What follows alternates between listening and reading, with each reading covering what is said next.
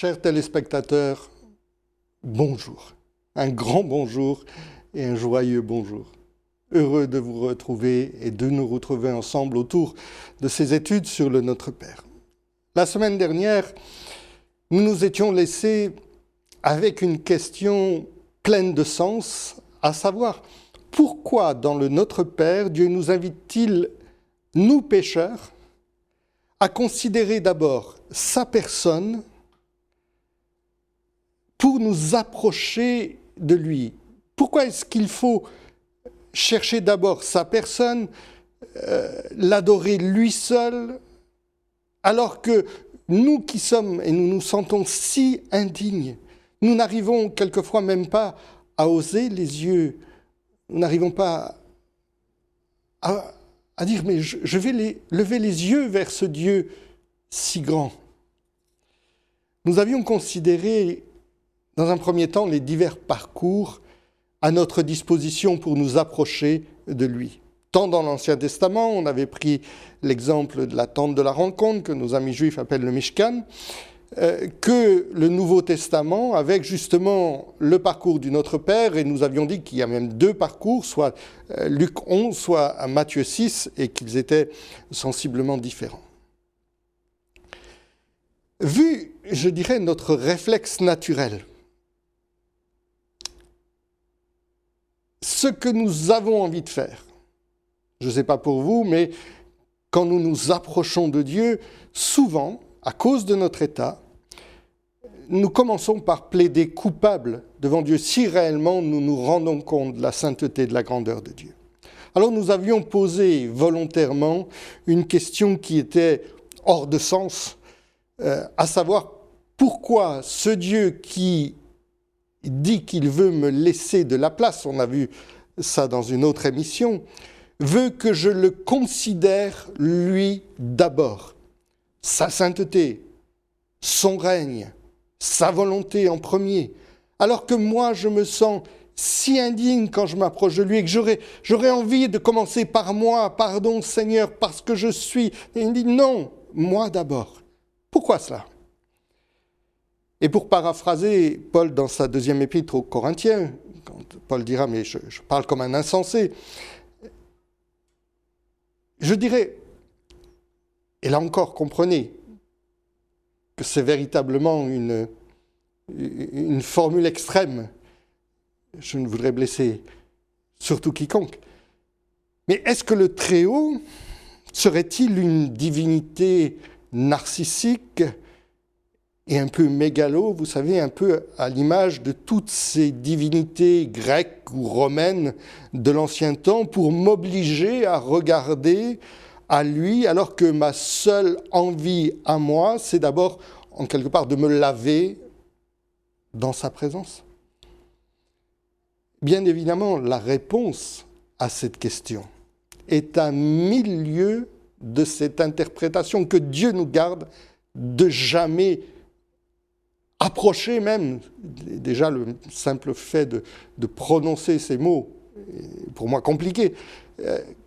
Comment imaginer que le Dieu très haut puisse-t-il avoir de tels sentiments ? Une fois encore, vous verrez que la réponse à cette question exaltera la douceur, la bonté et la prévenance de ce Dieu qui me dit « mais approche-toi de moi ». Viens me rencontrer. Est-ce que vous voulez rencontrer Dieu ? Est-ce que vous êtes prêt à vous approcher du Dieu vivant ? Vous savez, quand j'étais jeune et fort, j'ai eu l'occasion de travailler sur des chantiers, je dirais, de prestige. Le mot prestige est un peu élevé, mais enfin, grâce à la qualité du travail de mon papa qui était maître ouvrier en menuiserie, donc on lui confiait des chantiers assez jolis, et je l'accompagnais pour faire l'arpette, pour l'aider, et j'entrais donc avec lui dans ces lieux. Et il m'est arrivé de devoir rentrer en bleu de travail, nous étions tous les deux en bleu de travail, dans des maisons de grand standing, je disais, très propres. Et vous savez, parfois j'étais gêné. Oh, non pas à cause du du bleu de travail, parce que pour moi c'était, je dirais, l'habit de l'ouvrier, et c'était au contraire le signe d'être un artisan de cœur. C'est pas ça qui me gênait. Mais à cause de nos travaux précédents, nos bleus de travail, nos salopettes comme on les appelait, étaient salis, souillés par les labeurs précédents. Et la question se pose, comment entrer dans des lieux immaculés quand on se sent sale? Et peut-être est-ce un sentiment, chers amis téléspectateurs, qui ne vous est pas inconnu.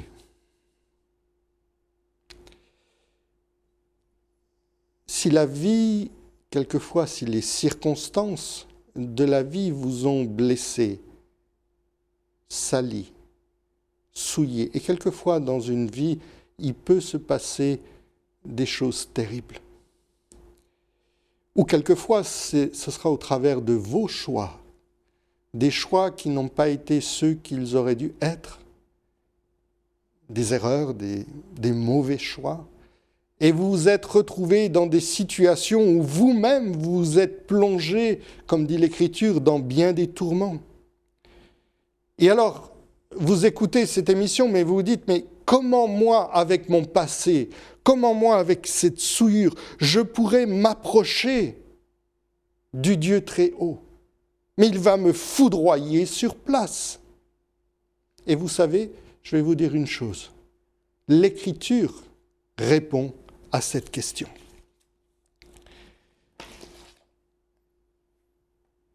L'Écriture est toujours source de consolation pour celui ou celle qui la lit avec l'éclairage du Saint-Esprit. Et là encore, l'Écriture, j'espère, va nous éclairer, va vous éclairer. Et vous constaterez que le Notre Père est une invitation à venir au Père avec un cœur apaisé. Mais pour éviter, vous savez, quelquefois l'argument de facilité, parce que j'ai déjà entendu, oui, mais c'est facile, les chrétiens, je dirais, dans le Nouveau Testament, tout est grâce, ils passent un peu facilement sur des choses. Alors je vais prendre un texte de l'Ancien Testament pour exposer ce fait.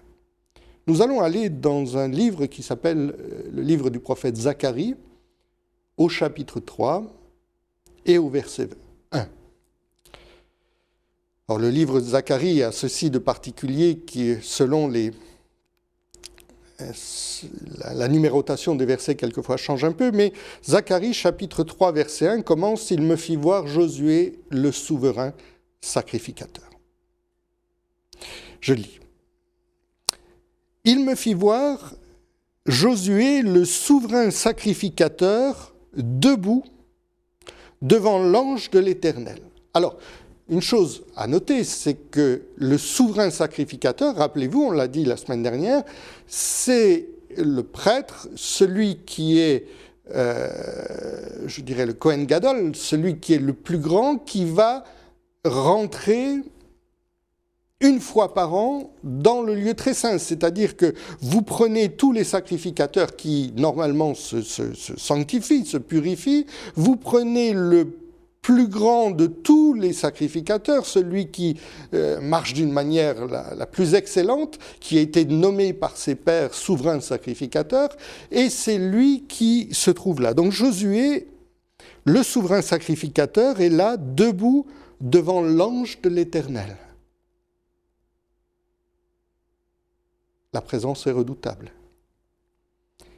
Et il nous dit, et Satan, qui se tenait à sa droite, pour l'accuser. Littéralement dans le texte, c'est Satan se tenait à sa droite pour le sataner.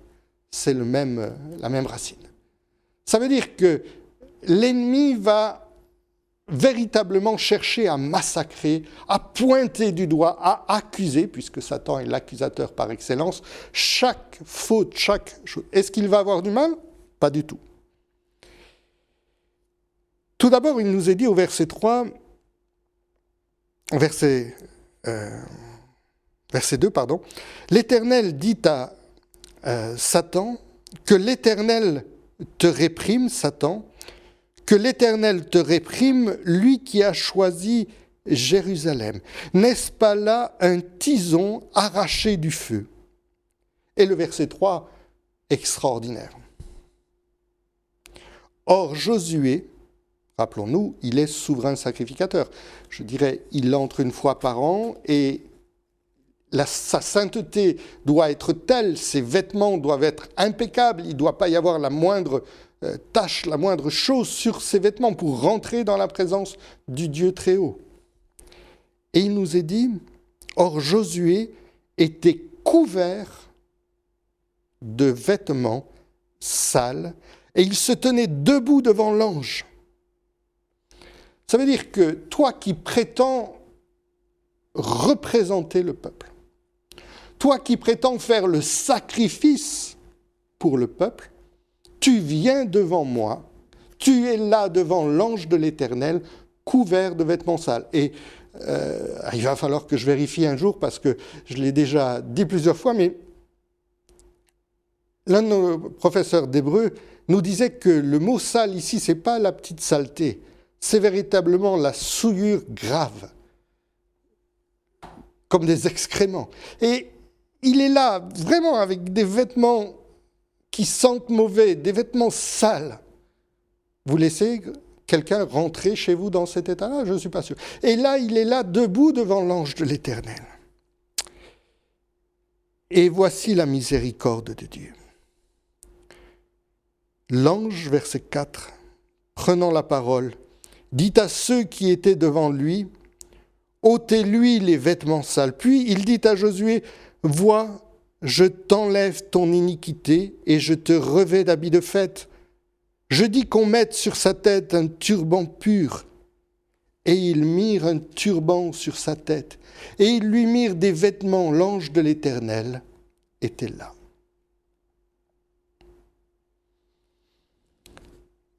Ce Josué, dont le nom est si proche, et à la même racine que Yeshua, ce Dieu qui sauve. Ce Josué est là et il est couvert de vêtements sales. Satan est là pour le sataner. Et cela nous parle de notre état quelquefois quand nous nous approchons de Dieu. Nous nous sentons sales. L'Écriture nous dit que Jésus-Christ a été recouvert, que le Messie, le Mashiach, dans Ésaïe 53, a été recouvert par nos fautes, par nos péchés, par nos souillures. Mais la particularité, c'est que Josué n'est pas condamné. Dieu lui enlève ses vêtements sales pour lui donner des vêtements à lui propres. Et cela me rappelle l'exemple que je vous donnais. Moi et ma fameuse salopette. Sauf qu'il y avait, et il y a ici, plus qu'une maison de prestige, parce que nous entrons dans la présence du Dieu très haut. Alors bien sûr, le sentiment immédiat que nous avons est souvent un sentiment de honte. Mais avec notre Dieu, avec Hachem, le sentiment, et encore plus lorsqu'il s'agit du ressenti qui ment, ce que vous sentez, dans les deux sens du terme, ce que vous ressentez est mensonge. Pourquoi? Parce qu'en Jésus-Christ, Dieu veut venir vers vous et enlever ses vêtements sales et vous donner lui-même son propre vêtement. Je pense à ce texte dans le Nouveau Testament où il y avait cette femme de mauvaise vie qui rentre chez Simon, le pharisien. Et cette femme vient vers Jésus. Et les évangiles nous disent que cette femme touche Jésus, pleure sur ses pieds, etc. Et cet homme, qui ne dit rien, mais dans son cœur, pense ceci: si cet homme était prophète, il saurait de quelle espèce est la femme qui le touche. Ça veut dire que lui ne se sentait pas si sale que ça. Et Jésus de dire à cet homme, propre sur lui en apparence, que cette femme, elle avait conscience de son péché, même si elle avait fait des choses bien plus graves que lui peut-être avait fait. Mais elle allait être délivrée de sa faute, alors que lui allait rester avec sa faute.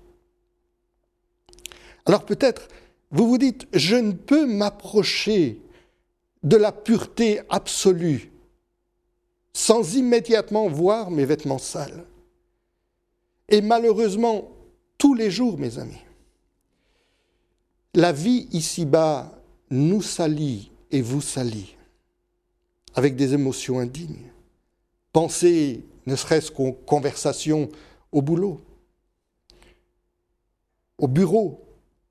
J'ai été sur des chantiers, je sais ce que c'est que les conversations de chantier. Ce n'est pas toujours des conversations qui vous élèvent. J'ai été également dans les bureaux. C'est plus distingué, mais c'est la même souillure. Exactement la même, en plus raffiné. Et l'homme s'est raffiné ses souillures. Vous sentez peut-être ça à cause de tout ce que vous voyez et entendez, un peu comme Lot qui tourmentait journellement son âme à cause de ce qu'il entendait et qu'il voyait à Sodome. Mais parfois, c'est même pire. Pourquoi ? Parce que la souillure, nous la ressentons à l'intérieur, nous la retrouvons dans notre propre cœur. C'est le prophète Ésaïe qui crie à Dieu en disant « Malheur à nous, malheur à moi, parce que je suis un homme aux lèvres impures qui habite au milieu d'un peuple aux lèvres impures. » Mais pourquoi les lèvres sont-elles impures ? Parce que le cœur est impur. Parce que ce qu'il y a au fond de nous souille. Et notre propre cœur, pour le coup, qui n'est pas propre du tout, est notre principal ennemi pour nous approcher du Dieu très haut. C'est du cœur, nous dira Jésus, que viennent les mauvaises pensées, les adultères, les meurtres, etc. Et voici donc une clé extraordinaire du Notre Père, d'une importance fondamentale. C'est de comprendre que cet ordre, pense à ton Dieu d'abord, regarde à moi d'abord. Et encore, et tout simplement, une nouvelle manifestation de l'amour et de la délicatesse de ce Dieu qui t'appelle à venir dans sa présence. Comme si Hachem te disait, mais ne viens pas devant moi ni avec ton sac, ni avec ta cendre, ni bien sûr avec ta pseudo-justice, qui est encore pire. Comme ce pharisien dont Jésus nous donne l'image, qui était là debout, priant dans la synagogue, dans le temple, disant « Mais je te loue au Père de ce que je ne suis pas comme le reste des hommes. » Jésus donne l'image de cet autre homme qui était dans le temple et qui se frappait la poitrine et qui disait « Mais pardonne-moi, pardonne-moi, je ne suis pas digne de toi. » Et Jésus de dire « Mais que le deuxième va sortir du temple justifié, mais pas le premier. » Alors viens simplement comme tu es. Plaide coupable. Si ta vie est une succession d'échecs, viens simplement dans la repentance, c'est-à-dire le regret sincère de tes fautes. Dis cette souillure à ton Dieu. À la croix, Jésus a porté nos souillures. Il a dit au Père, « Père, ce n'est pas tel ou tel, et mets ton nom. » C'est pas lui qui l'a fait, c'est moi qui l'ai fait. Et il est devenu malédiction pour nous à la croix. C'était un scandale, c'était une folie pour les gens de son époque. Mais l'Écriture dit que c'est sagesse selon le cœur de Dieu, parce que c'est ce même Dieu qui a donné l'agneau à Abraham pour délivrer Isaac, qui nous donne cet agneau, Yeshua, pour que nous puissions être sauvés. J'aimerais simplement attirer votre attention sur quelque chose de très beau. La beauté du symbole d'un vêtement que nos amis juifs portent. Et je vais prendre un exemple. Je pense à ce châle de prière qui s'appelle le talit, qui est porté, je dirais, par tout juif lorsqu'il vient dans la synagogue. Et je vais prendre ici cette image d'un talit, mais qui est, pour le coup, le talit, je dirais, de ceux que nous nommons les juifs messianiques, c'est-à-dire de ceux qui ont reconnu en Yeshua le Mashiach, le Seigneur, le Christ, le Sauveur. Et normalement, tout juif, qu'il soit messianique ou non, vient avec son talit dans son lieu de prière. Et sur ce talit, il y a une inscription. Alors il y a les tzitzit, ces franges qui doivent rappeler un certain nombre de choses. Je rappelle simplement que, je dirais, le port du talit, c'est pas quelque chose que les Juifs ont trouvé comme ça, c'est dans la Torah, c'est écrit dans la Torah. Et donc, vous avez ce talit, et vous avez ici une inscription. Alors certainement que si j'allais dans une synagogue avec ce talit, je ne serais pas tout à fait le bienvenu à cause de ce qui est écrit ici. Extérieurement, peut-être, je porterais le talit, mais je ne pourrais pas prononcer la phrase que nos amis juifs prononcent. Pourquoi ? Parce que ici, il est écrit « Baruch ata Adonai » « Béni sois-tu, Éternel, Eloheinu, notre Dieu. » Melech haolam, roi de l'univers. Ensuite, il dit Asher milla et kol haTorah beyeshua HaMashiach. C'est-à-dire, toi, le Dieu, qui a accompli toute la Torah pour nous au travers de Jésus le Messie. Vekisa et kolanu betzetkato. Et qui va accomplir pour nous toute justice.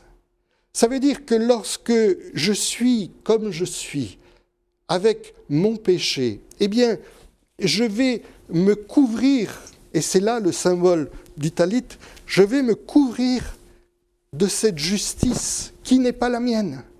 Cette justice qui va être celle de Jésus-Christ qui me recouvre. Béni sois-tu, Éternel, notre Dieu, roi de l'univers, qui a accompli pour nous toute la loi et qui nous couvre de ta justice. Et c'est exactement ce message qui était là pour Josué. Tes vêtements sont sales. Je viens et je te couvre de ma justice. Alors, pour revenir au Notre Père, c'est comme si Dieu nous disait, mais ne viens pas en ma présence comme devant un juge, comme si j'étais un père méchant, mais si tu es fils et fille, et surtout un enfant repentant, viens avec les yeux levés, avec des yeux qui voient de loin un père, mais ce père qui te voit au loin, ce père qui t'attend, ce père qui veut que tu t'approches de lui, est un père avec un cœur de père. Vous savez, la rigueur d'un père d'amour est différente d'un juge.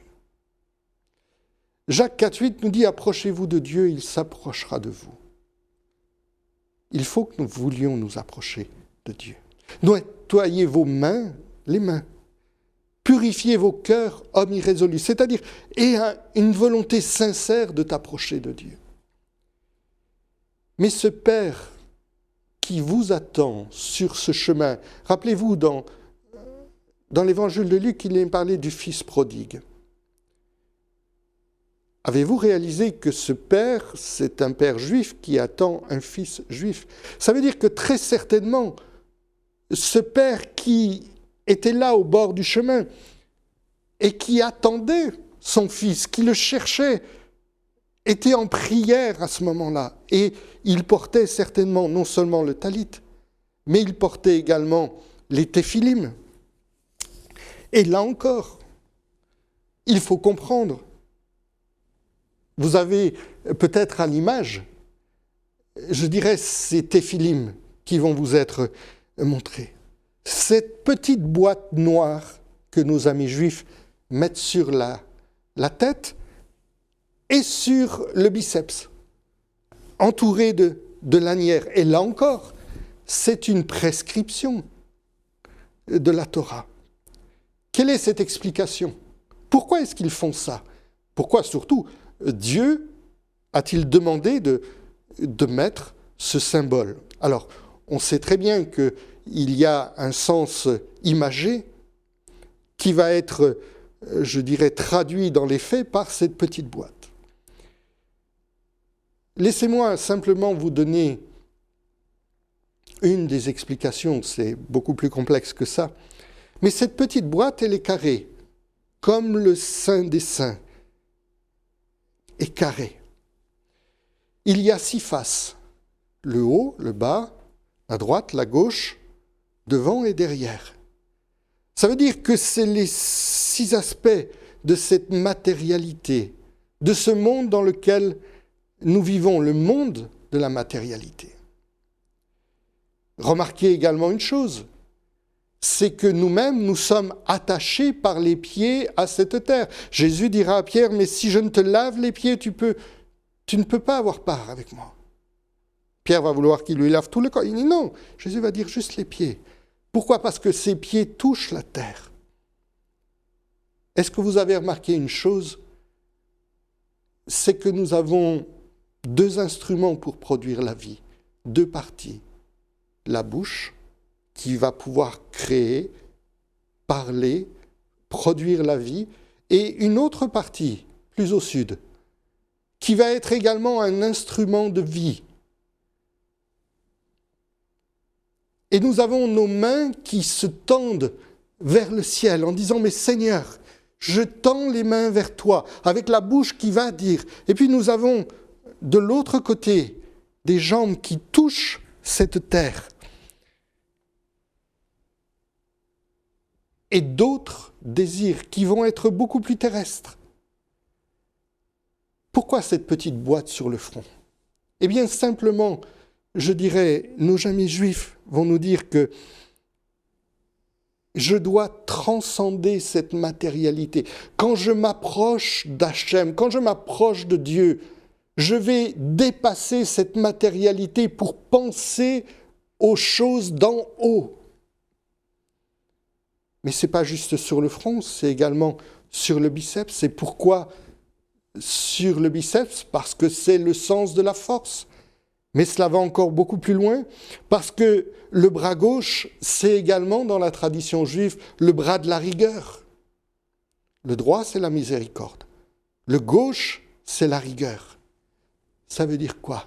Ça veut dire que ma rigueur doit être reliée, traversée par la pensée et par la force du Dieu très haut. Vous savez, il est des pères, je dirais, qui sont construits en série avec le modèle IR. Peut-être ça peut vous paraître surprenant ce que je dis, mais rajoutez simplement un I et un R à père. Et vous aurez le type de père que ces pères sont. C'est des pères au cœur de pierre, véritablement des cœurs durs. Et Dieu est en train de nous dire, quand tu t'approches de moi, ne crois pas que je sois un Dieu qui ait un cœur de pierre. Mon fils, ma fille, regarde à mon cœur avant de regarder au tien. Le tien est sale. Le tien ne mérite pas la grâce. Le tien n'arrive même pas à faire grâce aux autres. Mais le mien cherche la sanctification de mon nom. Cherche mon règne. Cherche ma volonté. Et alors, ton cœur pourra être transformé par cette contemplation de qui je suis. Notre Père qui est aux cieux, que ton nom soit sanctifié. C'est dans ce sens où nous allons continuer d'aller les fois prochaines. Comprendre cette réalité qui est là, dans cette simple phrase, dans ce simple mot, de s'approcher du Père et de s'approcher de son grand nom. Chers amis téléspectateurs, que Dieu vous bénisse et que vous puissiez commencer de méditer sur ce Dieu de grâce qui vous appelle à vous approcher. Et si jamais vous n'avez pas encore fait la paix avec Christ, quelle que soit la gravité de ce que vous avez pu faire, que vous soyez un Josué ou un Josuette couvert de vêtements sales, de choses terribles, plaidez devant Dieu. L'Écriture dit, si vos péchés sont rouges comme le cramoisi, venez, plaidons ensemble, et ils deviendront blancs comme la neige. Ce Dieu qui vous a recouvert de sa justice, ce n'est pas au travers de votre justice que vous vous approcherez de lui, mais à cause de celle du Mashiach, celle de notre Seigneur Jésus, qui a été fait malédiction à votre place, qui a souffert à la croix le poids du péché. Que Dieu vous bénisse et vous encourage encore en ce jour. Amen.